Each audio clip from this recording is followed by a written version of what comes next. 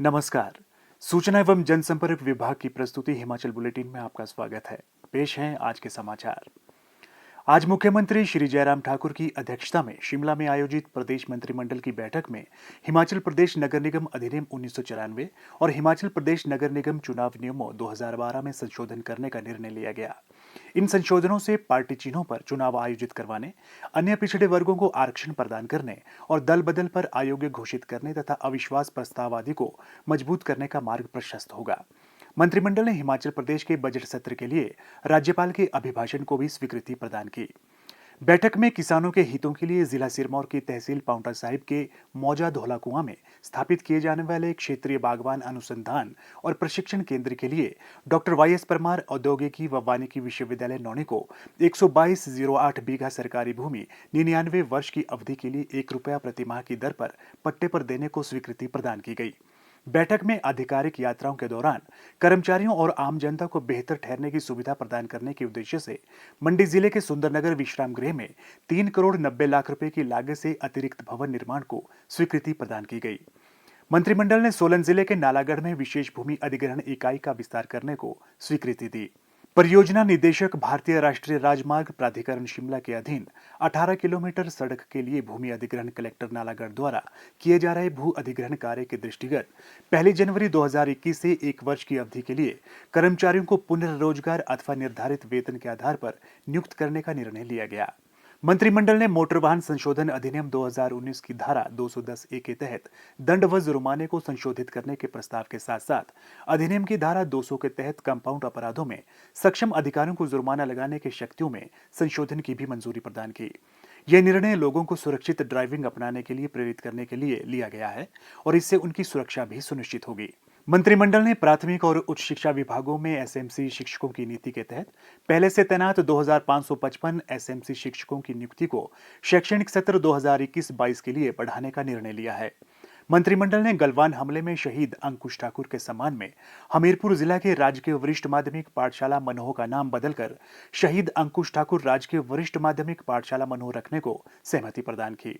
प्रदेश के पात्र कृषि उत्पादक संगठनों को प्रोत्साहन, रियायतें और सुविधाएं प्रदान करने के उद्देश्य से मंत्रिमंडल ने किसान उत्पादक संगठन 2020 मुख्यमंत्री कृषि कोष योजना लागू करने का निर्णय लिया है। इस योजना के तहत एफपीओ कुल परियोजना लागत की 30% प्रारंभिक राशि का लाभ उठा सकते हैं, जिसके लिए अधिकतम सीलिंग 6 लाख अथवा एफपीओ द्वारा अर्जित 1.5 गुना इक्विटी जो भी कम हो का लाभ मिल सकेगा। ये योजना बैंक ऋण, ब्याज अनुदान आदि के लिए क्रेडिट गारंटी कवर भी सुनिश्चित करेगी। मंत्रिमंडल ने छोटा शिमला वार्ड के मोहाल बाजार के खसरा नंबर 60 में शिमला जमीन जो वर्तमान में पुलिस विभाग के अधिकार क्षेत्र में है को नगर निगम शिमला को हस्तांतरित करने को मंजूरी प्रदान की, ताकि नगर निगम शिमला की 2 दुकानों को खसरा नंबर 60 में स्थानांतरित किया जा सके। इससे छोटा शिमला से कुसुम्पटी सड़क पर यातायात की समस्या से निपटने और जनहित में सद्भावना चौक को चौड़ा करने के कार्य में सहायता मिलेगी। मंत्रिमंडल ने प्रदेश के प्रत्येक नर्सिंग संस्थान में 45 वर्ष से कम आयु की पात्र विधवाओं के लिए एएनएम या बीएससी पाठ्यक्रम में 1 सीट आरक्षित करने को सहमति प्रदान की। बैठक में मुख्यमंत्री स्वावलंबन योजना 2019 में संशोधन को अनुमति प्रदान की गई। इससे उद्यमियों पर ऋण का बोझ कम होगा और सब्सिडी उधारकर्ता के सावधि ऋण खातों में जमा की जाएगी। ये 3 साल के बाद ही समायोजित की जाएगी। योजना के तहत बैंक द्वारा ऋण की पहली किश्त के वितरण के बाद महाप्रबंधक जीआईसी पहले 60% की दर से अनुदान राशि को मंजूरी प्रदान करेंगे। इकाई के व्यावसायिक उत्पादन व संचालन और इकाई के भौतिक सत्यापन शुरू होने के उपरांत 40% राशि प्रदान की जाएगी। यह राशि सत्यापन के 15 दिनों के भीतर जारी की जाएगी। मंत्रिमंडल ने अभियोजन विभाग में कनिष्ठ कार्यालय सहायक आईटी के 12 पदों को भरने की स्वीकृति प्रदान की। ये पद सीधी भर्ती के माध्यम से अनुबंध आधार पर भरे जाएंगे। बैठक में सीधी भर्ती के माध्यम से नियमित आधार पर उप पुलिस अधीक्षक के 4 पदों को भरने को भी स्वीकृति प्रदान की गई। मंत्रिमंडल ने उद्योग विभाग के भूवैज्ञानिक विंग में कनिष्ठ कार्यालय सहायक आईटी के 8 पदों को अनुबंध आधार पर भरने के लिए अपनी स्वीकृति प्रदान की। बैठक में अनुबंध आधार पर उद्योग विभाग में प्रबंधक डीआईसी के 1 पद को भरने को भी स्वीकृति प्रदान की गई। मंत्रिमंडल ने सूचना प्रौद्योगिकी विभाग में अनुबंध आधार पर कनिष्ठ कार्यालय सहायक आईटी के 2 पदों को भरने को स्वीकृति प्रदान की। बैठक में श्रम एवं रोजगार विभाग में अनुबंध आधार पर सहायक निदेशक कारखानों रसायन के 1 पद को भरने की सहमति दी गई। मंत्रिमंडल ने हिमाचल प्रदेश के पूर्ण राज्यत्व के अवसर पर आयोजित की जा रही स्वर्ण जयंती के उपलक्ष्य में वर्ष भर आयोजित होने वाले विभिन्न समारोह पर भी चर्चा की। मुख्यमंत्री श्री जयराम ठाकुर ने आज वर्चुअल माध्यम से तत्तापानी में जल क्रीड़ा गतिविधियों का शुभारंभ किया। मुख्यमंत्री ने कहा कि प्रदेश सरकार नई राहें नई मंजिलें योजना के तहत पर्यटन की दृष्टि से कम विकसित पर्यटन स्थलों को विकसित करने के लिए प्रतिबद्ध है। इससे न केवल प्रमुख पर्यटन स्थलों पर भीड़ का बोझ कम होगा, बल्कि पर्यटकों को नए पर्यटन गंतव्य भी मिलेंगे। इससे स्थानीय युवाओं को स्वरोजगार और रोजगार उपलब्ध करवाने के अवसर प्राप्त होंगे। श्री जयराम ठाकुर ने कहा कि प्रदेश सरकार ने खेल प्रेमियों के लिए खेल गतिविधियां और अधिक सुरक्षित बनाने के लिए हिमाचल प्रदेश विविध साहसिक गतिविधियां संशोधन नियम अधिसूचित किया है। प्रदेश सरकार विभिन्न जलाशयों में speed boat, water skiing, jet skiing, ski boarding, water scooter cruise इत्यादि गतिविधियां आरंभ करेगी।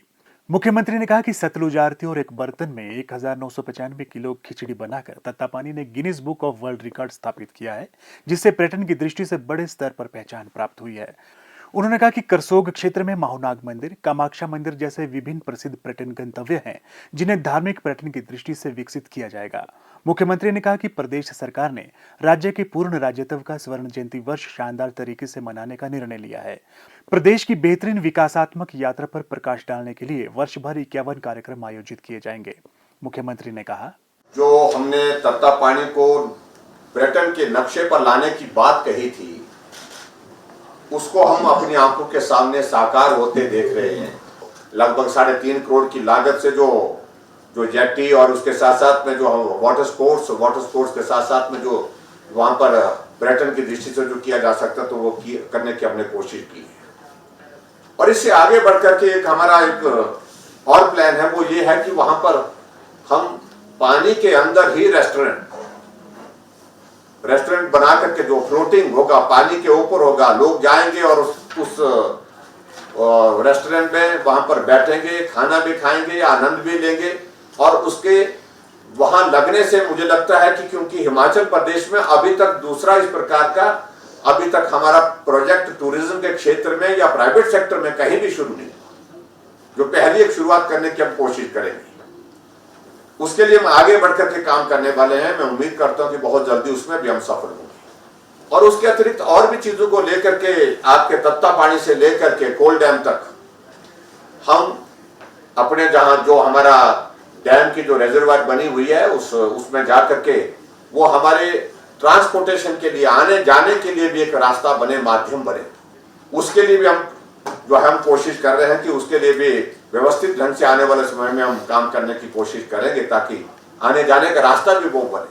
हम चाहते हैं कि जो टूरिस्ट आ रहे हैं उनको तुरंत जो है हमको वहां पर जो सुविधाएं पर्यटन की दृष्टि से देने की जरूरत है वो तुरंत देनी चाहिए। और इसलिए देनी चाहिए ताकि वो आकर के बाकी लोगों के बीच में इसका संदेश दे सके कि शिमला जा रहे हैं तो तत्तापानी जरूर जाओ। मुख्यमंत्री श्री जयराम ठाकुर ने आज तत्तापानी में प्राथमिक स्वास्थ्य केंद्र का उद्घाटन भी किया, जिससे क्षेत्र के लोगों को घर द्वार के निकट बेहतर स्वास्थ्य सुविधाएं उपलब्ध हो सकेंगी। मुख्यमंत्री ने पर्यटन विभाग के ई सर्विस पोर्टल को भी जारी किया, जिससे उद्यमियों को आतिथ्य क्षेत्र में विभिन्न परियोजनाओं की स्वीकृति जैसी समस्याओं के लिए समयबद्ध सेवाएं सुनिश्चित होंगी। इससे आवेदनकर्ताओं को पंजीकरण, नवीकरण, परियोजना स्वीकृतियां और अनिवार्यता प्रमाण पत्र जैसी सुविधाएं उपलब्ध होंगी। श्री जयराम ठाकुर ने हिमाचल भवन नई दिल्ली और चंडीगढ़ तथा हिमाचल सदन नई दिल्ली की बुकिंग के लिए ऑनलाइन सुविधा का भी शुभारंभ किया। मुख्यमंत्री श्री जयराम ठाकुर ने हिमाचल प्रदेश पर्यटन विकास निगम की 2 यूरो 6 एसी वोल्वो बसों को हरी झंडी दिखाकर रवाना किया। इन बसों को 2,38,36,000 रुपए की लागत से खरीदा गया है। मुख्यमंत्री ने कहा कि पर्यटन विकास निगम ने इन यूरो 6 एसी वोल्वो बसों को देश भर में सबसे पहले खरीदा है। पर्यटकों और आम लोगों की सुविधा के लिए निगम की परिवहन शाखा शिमला दिल्ली मनाली के बीच एसी वोल्वो बसें संचालित कर रहा है। पर्यटकों की मांग पर निगम शिमला और मनाली के आसपास भी नॉन एसी बसें संचालित कर रहा है। उन्होंने कहा कि इन बसों का परिचालन मनाली व शिमला के मध्य भी किया जा रहा है। श्री जयराम ठाकुर ने कहा कि ये बसें वायु प्रदूषण नियंत्रित करने में मददगार साबित होंगी। इसके अलावा इन बसों में आधुनिक तकनीक का प्रयोग किया गया है और यात्रियों के लिए काफी आरामदेह भी है। स्वास्थ्य एवं परिवार कल्याण विभाग द्वारा दोपहर 2 बजे जारी बुलेटिन के अनुसार प्रदेश में कोरोना संक्रमण की जांच के लिए आज 3,114 लोगों के सैंपल लिए गए, जिनमें से 89 लोगों की रिपोर्ट नेगेटिव पाई गई है, जबकि 3,025 लोगों की रिपोर्ट आना बाकी है। अभी तक 10,67,037 लोगों की जांच की जा चुकी है, जिनमें से 10,05,593 सैंपल की जांच नेगेटिव पाई गई है। प्रदेश में कुल 58,404 लोगों में कोरोना वायरस के संक्रमण की पुष्टि हुई है, जिनमें से 57,210 लोग इस बीमारी से ठीक हो चुके हैं और 199 व्यक्ति उपचाराधीन हैं। हिमाचल बुलेटिन देखने के लिए सब्सक्राइब करें YouTube channel DPR Himachal, follow करें ट्विटर @DPRHP, लाइक करें Facebook page information and public relations department Himachal Pradesh, visit करें वेबसाइट www.himachalpr.gov.in। इस अंक में इतना ही। कल फिर होगी मुलाकात, दीजिए इजाजत, नमस्कार।